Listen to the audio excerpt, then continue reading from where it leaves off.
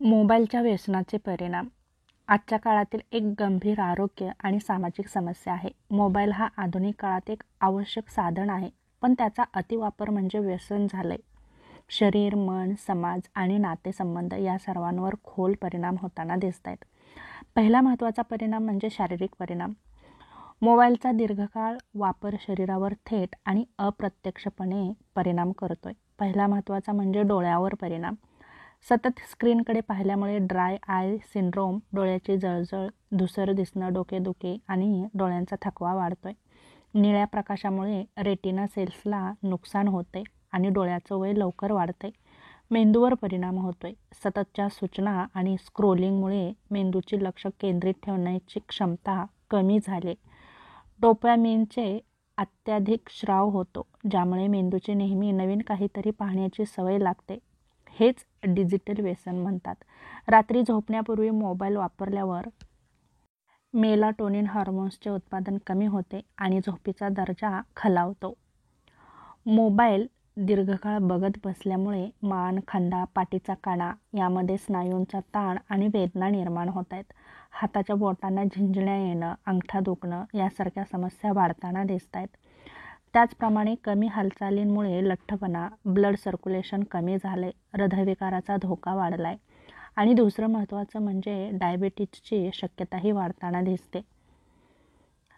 त्याचप्रमाणे अतिकिरणोत्सर्ग दीर्घकाळात शरीरावर अपायकारक परिणाम करताना दिसत आहेत. त्याचप्रमाणे मानसिक परिणामही होत आहेत. तणाव वाढतोय, चिंता वाढते, सतत फोन पाहणं, नोटिफिकेशन तपासणं यामुळे माइंडला ओव्हरलोड होताना दिसतोय. त्यामुळे चिंता, चिडचिड, ताण वाढतोय. म्हणजेच काहीतरी चुकण्याची भीती ही मानसिक अस्वस्थतेचे एक मोठं कारण आहे. त्याचप्रमाणे एकाग्रतेचा अभाव. सतत स्क्रोलिंग आणि ॲप बदलल्यामुळे मेंदू सतत मल्टीटास्किंग मोडमध्ये राहतो, ज्यामुळे एकाग्रता आणि स्मरणशक्ती कमी होते. सोशल मीडियावरील तुलना, जसं की इतरांचं जीवन आपल्यापेक्षा किती चांगलं आहे असं वाटत राहतं. यामुळे स्वतःविषयी कमीपणाची भावना निर्माण होते आणि आत्मविश्वास कमी होतोय आणि डिप्रेशन वाढत जाताना दिसते. त्याचप्रमाणे झोपेच्या समस्याही वाढल्यात. रात्री फोन वापरल्यामुळे झोप कमी आणि उथळ होते. त्यामुळे मेंदू थकलेला राहतो आणि दिवसभर मन अस्वस्थ राहते.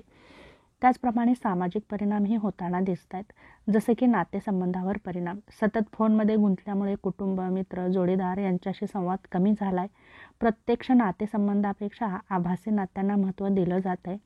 परिणामी भावनिक दुरावा, एकटेपणा आणि संवाद कौशल्याचा अभाव वाढला आहे. एकाकीपणाची समस्या वाढली आहे. मोबाईलच्या व्यसनामुळे व्यक्ती लोकांमध्ये असूनही एकटा राहतोय. सोशल मीडियावरील बनावट जगात राहून खऱ्या आयुष्यातील आणि सामाजिक बंध कमी होताना दिसत आहेत. मुलांमध्ये मोबाईलचं व्यसन वाढल्यामुळे अभ्यासात लक्ष कमी झाले, शारीरिक खेळांची आवड कमी झाली आणि त्यांच्या वर्तनामध्ये चिडचिडेपणा दिसून येतोय. पालक स्वतः फोनमध्ये गुंतलेले असल्यामुळे कौटुंबिक संवादाचं वातावरण घरातील संपलेलं दिसतंय. त्याचप्रमाणे मानसिक सामाजिक मिश्र परिणाम. सतत मोबाईलमध्ये राहिल्यामुळे भावनिक स्थैर्य कमी झाले. लोक लहानशा गोष्टीवर प्रतिक्रिया देतात. थांबून विचार करण्याची क्षमता कमी झाली आहे. समजुतीने वागण्याची क्षमता कमी होते, कारण संवादच होत नाही. समाजातील सहभाग, समाजकार्यातील रस, वाचनाची विचारशक्ती या सगळ्या गोष्टींचा ऱ्हास होत आहे. मोबाईलचं व्यसन कमी करायचं असेल तर महत्त्वाचं म्हणजे डिजिटल डिटॉक्स दिवस ठरवा. जसं की आठवड्यातून 1 दिवस मोबाईल वापरणं पूर्णपणे थांबवा. स्क्रीन टाईम मर्यादित ठेवा. झोपण्याच्या 1 तास आधी फोन पूर्णपणे बाजूला ठेवा. सकाळी उठल्यावर फोन न बघता ध्यान करा, प्रार्थना करा किंवा हलकासा व्यायाम करा. घरात नो फोन झोन असं ठरवा. वाचन, निसर्गात फिरणं, कला, संगीत, प्रत्यक्ष संवाद या गोष्टींना प्राधान्य द्या. स्वतःसाठी साधा मोबाईल वापरायचे नियम बनवा आणि ते पाळाही. मोबाईल ही काळाची गरज आहे, पण त्याचा अतिरेक व्यसनात बदलतो. हे व्यसन आपलं शरीर कमकुवत करतं, मन अस्थिर करतं आणि समाजापासून आपल्याला दुरावतं. तेव्हा मोबाईलचा वापर हा तुम्ही नक्कीच तुमच्या चांगल्या कामासाठी करू शकता, परंतु उगाचच टाईमपास म्हणून तुम्ही जर सतत मोबाईल स्क्रोलिंग करत असाल, मोबाईलवर गेम खेळत असाल, शॉर्ट पाहत असाल, रील्स पाहत असाल तर हे नक्कीच तुमच्या शरीरासाठी खूप घातक आहे. मोबाईलचा वापर अवश्य करा, पण तो चांगल्या कामासाठी करा, जेणेकरून तुमची ग्रोथ होईल, तुमच्या ज्ञानामध्ये भर पडेल आणि तुमचं व्यक्तिमत्व सुधारण्यास मदत होईल. अशा गोष्टी तुम्ही मोबाईलच्या माध्यमातून नक्कीच शिकू शकता, पण त्याचा अतिरेक मात्र करू नका.